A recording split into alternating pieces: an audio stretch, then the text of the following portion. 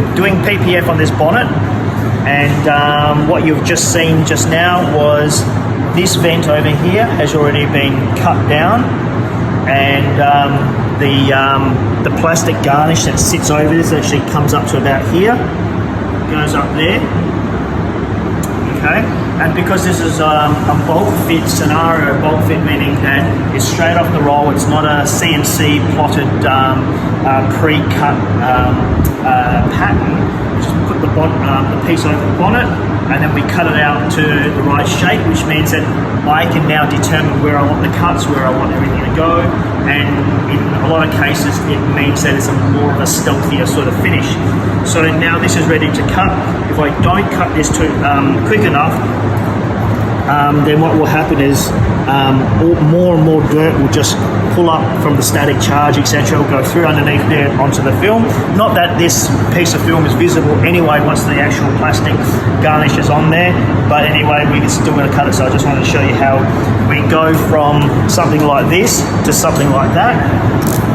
And we're getting a knife.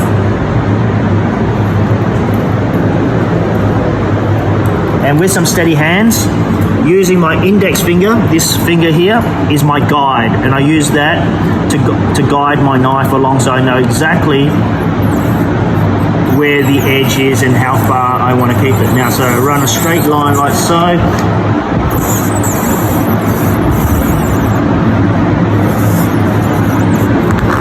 Follow that curve down like so.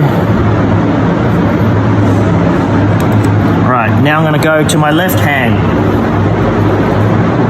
and use my left hand to trim on this side. So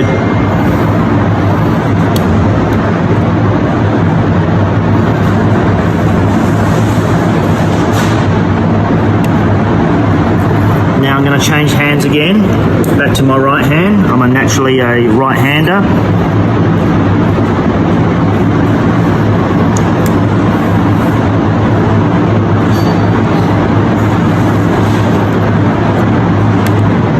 Okay, so that leaves it as a nice straight line there.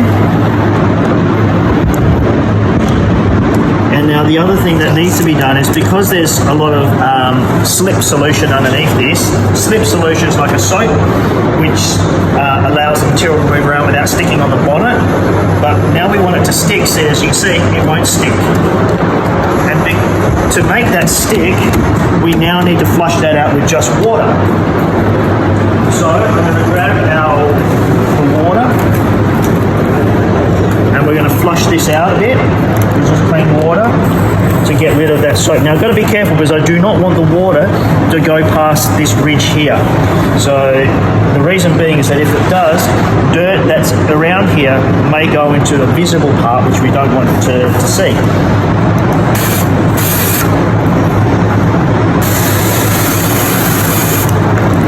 Okay, just let some of this water drain out.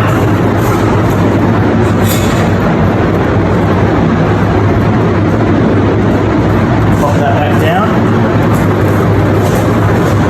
And we put some slip solution on the outside, so that way my squeegee will slip on this. And we're going to push that excess water out. Like so.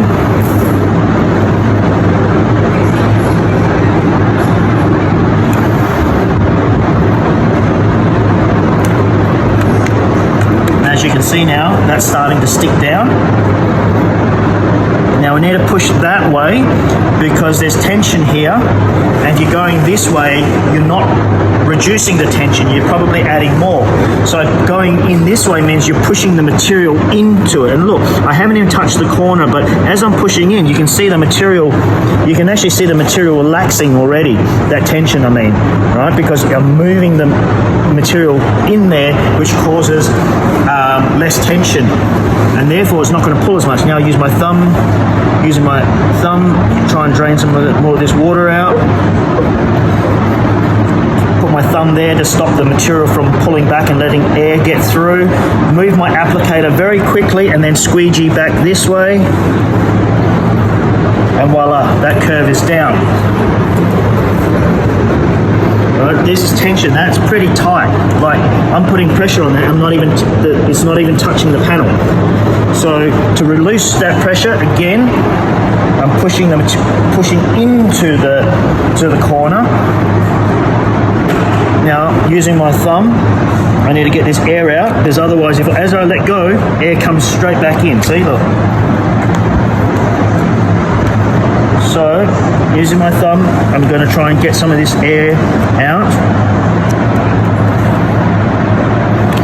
But I think what's happening is that there's still a bit too much soap or slip solution underneath this part, and it's not going to stick down.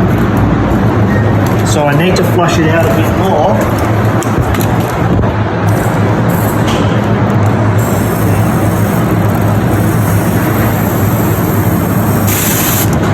Okay, that's quite well flushed out now.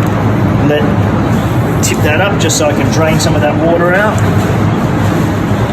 Okay, now let's try this again. So push into where the tension is, which hopefully releases some of that tension. Now I have to put a lot of weight on that, a lot of pressure, using my thumb, squeeze the rest of the moisture and air out. And then release, and hopefully it stays down.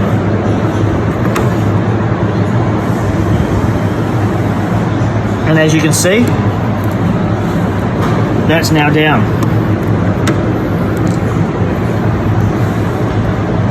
And then once the rest of this part dries out, we'll push all them down, and then we cut the holes out, and then we can put the garnishes back in.